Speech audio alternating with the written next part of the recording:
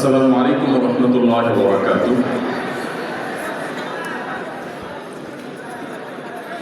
আজকের এই চমৎকার আয়োজনের সম্মানিত সভাপতি, উপস্থিত ওয়াজিবুল ইহতিরাম, সম্মানিত উলামায়ে কেরাম, আমার শ্রদ্ধেয় ব্যক্তিত্ব, সহকর্মীবৃন্দ, ইমাম এবং খতিববৃন্দ, আসরের নামাজ এখনো যারা পড়েন নাই, আমার মনে হয় ছোট ছোট জামাত করে আশপাশে আমরা জামাত করে ফেলতে পারি। আমি 1 থেকে সর্বোচ্চ 2 মিনিটের মধ্যে দুটি কথা বলতে চাই। প্রথম কথা হলো, একটু আগে বিএনপির স্থায়ী কমিটির সদস্য জনাব সালাউদ্দিন আহমদ সাহেব বলেছেন, আমরা সবাই রাষ্ট্রের কাছ থেকে দাবি দাওয়া পেশ করি, খুব স্বাভাবিক, কিন্তু রাষ্ট্রকে আমাদের দেওয়ার চেষ্টা করা দরকার।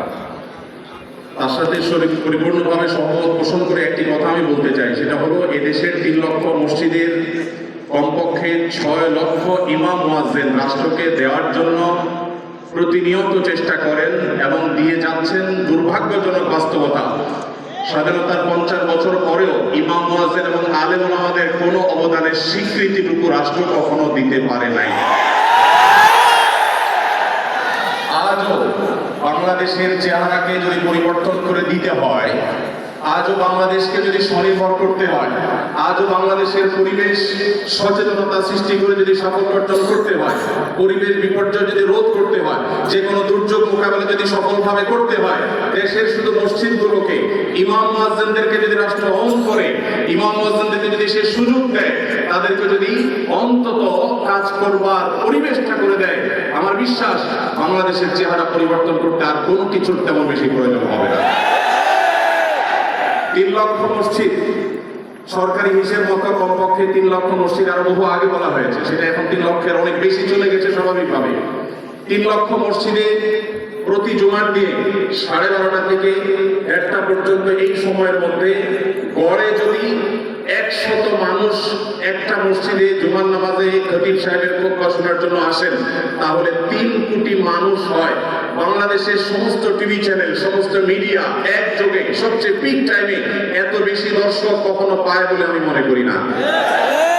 এবং সারা সপ্তাহের সবচেয়ে মূল্যবান সময় বৃহস্পতিবার রাতে, শুক্রবার অফিস নেই, স্কুল কলেজ নেই, মাদ্রাসা নেই, সবাই ফ্রেশ একটা ঘুম দিয়ে, সপ্তাহের সবচেয়ে ভালো গোসলটা দিয়ে, সবচেয়ে ভালো নাস্তাটা করে, সবচেয়ে সুন্দর পোশাকটা পরে, সবচেয়ে ভালো আতর পারফিউম ব্যবহার করে, সবচেয়ে মূল্যবান সময়টা খতিব সাহেবদের সামনে গিয়ে দোজানো হয়ে বসে। পৃথিবীর অন্য কোনো কৃষ্টি, কালচার, কোন সিস্টেমে একসাথে একটা দেশের 3 কোটি মানুষকে অ্যাড্রেস করার এই সুযোগ ইমাম সাহেব, খতিব সাহেবরা ছাড়া কারোর হাতে নেই। ইমাম সাহেবরা যদি চান, তাদেরকে যদি রাষ্ট্র আসলে সুযোগ দেয়, তাহলে সেক্ষেত্রে তারা অনেক কিছু করতে পারে। ইতিমধ্যে আমরা দেখেছি, রোহিঙ্গা শরণার্থীরা যখন আমাদের দেশে আশ্রয় নিয়েছে, সবার আগে ঝাঁপিয়ে পড়েছিল দেশে ওলামায়ে কেরাম। প্রতিটা দুর্যোগে ওলামায়ে কেরাম যে ঝাঁপিয়ে পড়েন, সেটা নিঃস্বার্থভাবে হয়, স্বার্থহীনভাবে হয়। আমার উদাত্ত আহ্বান যে আগামী বাংলাদেশে এদেশের মসজিদগুলোকে, আলেম ওলামাদেরকে যেন রাষ্ট্র অন করে, তাদেরকে কাজের সুযোগ দেওয়া হয়, কোনো বেতন ভাতার সুবিধা দেওয়া, এটা আসলে দয়া দাক্ষিণ্যের বিষয় নয়। এদেশে আইন শৃঙ্খলা যতটুকু নিয়ন্ত্রণে আছে, এর জন্য আইন শৃঙ্খলা রক্ষাকারী বাহিনী, সংশ্লিষ্ট বিভিন্ন ডিপার্টমেন্টের যেমন অবদান আছে, আমি মনে করি মসজিদের মিম্বরগুলো, মাহফিলের মঞ্চগুলোর অবদান তার চাইতে কোনো ক্রমে কম নয়।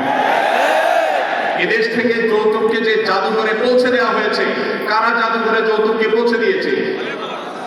এদেশে যৌতুকের অভিশাপ থেকে মুক্ত করার সবচেয়ে বড় ক্রেডিট একমাত্র ওলামায়ে কেরামের।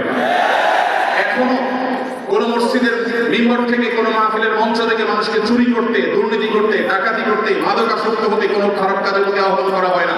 এই সমস্ত মঞ্চগুলো থেকে বহু মানুষ খারাপ পথ থেকে ফিরে আসে। আমরা যদি একটা সৎ, দক্ষ এবং ভালো নাগরিক গড়ে তুলতে চাই, তাহলে সেক্ষেত্রে মসজিদগুলোকে আমাদের অন করতে হবে। আমি বিশ্বাস করি আগামী বাংলাদেশে সেটি হবে, আমরা সবাই সেটি প্রত্যাশাও করি। আমরা মসজিদ কেন্দ্রিক যে সমস্ত ব্যবস্থাপনা করা যায়, পরিবেশ সুরক্ষা, পরিচ্ছন্নতা অভিযান, দারিদ্র্য বিমোচন, স্কিল ডেভেলপমেন্টমূলক বহুমুখী কার্যক্রম আমরা সম্পন্ন করতে পারি। আমি সালাউদ্দিন ভাইয়ের সাথে পরিপূর্ণ একমত। শুধুমাত্র রাষ্ট্রের কাছ থেকে নেওয়ার ব্যাপার না, আমাদেরকে দেওয়ার চেষ্টা করতে হবে, এবং আমার বিশ্বাস ওলামায়ে কেরাম সেটা করতে চান, কিন্তু তাদেরকে সেই সুযোগটা দেওয়া হয় না। এদেশের আলেমদের কোন অবদানকে আজ 50 বছরের মধ্যে স্বীকৃতি দেওয়া হয়েছে আমি জানতে চাই। দুর্ভাগ্যজনক বাস্তবতা, সেটি আসলে হয়নি। আমরা নতুন বাংলাদেশে অন্তত প্রত্যাশা করি যে আমরা সবাই মিলে, শুধু আলেম ওলামা নয়, সকল ধর্মের মানুষ কাঁধে কাঁধ মিলিয়ে আমাদের প্রিয় বাংলাদেশকে আমরা বিশ্বের দরবারে উন্নতির চরম শিখরে পৌঁছতে চাই।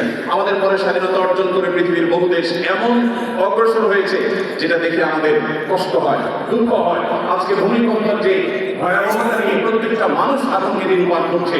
কি হয়েছে এদেশে? একটি মানুষের জীবন নিরাপদ করবার জন্য যথাযথ ব্যবস্থাটুকু পর্যন্ত আমরা নিতে পারিনি। আমি আশা করি আগামী বাংলাদেশে যারাই আসবেন আমরা প্রত্যেকেই এই ব্যাপারগুলোতে সচেতন থাকবো। আমরা দোয়া করি আল্লাহ রাব্বুল আলামিন আমাদের রাজনৈতিক নেতৃত্বকে সেরকম শক্তি, সামর্থ্য, মানসিকতা সবকিছু দান করে। ওলামায়ে কেরামের মূল্য যদি কোনো জাতি দিতে না পারে তাদের চেয়ে বড় দুর্ভাগা আর কেউ হতে পারে না। আমি প্রায় বলি, এই দেশকে যদি নিরলসভাবে নিঃস্বার্থভাবে কোনো মানুষ ভালোবাসে, ওলামায়ে কেরাম হলেন সেই মানুষগুলো। অনেকে আছেন যাদেরকে হয়তো পার্শ্ববর্তী দেশ গ্রহণ করবে, অনেকে হয়তো আমেরিকা গ্রহণ করবে। ওলামায়ে কেরাম তাদের জায়গা এই দেশ, এই মাটি, ইনশাআল্লাহ।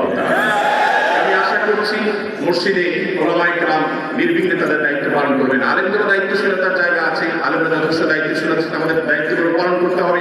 রাষ্ট্রকে এগিয়ে নিয়ে যাওয়ার পিছনে আমাদের ভূমিকা পালন করতে হবে, ঐক্যবদ্ধভাবে কাজ করতে হবে।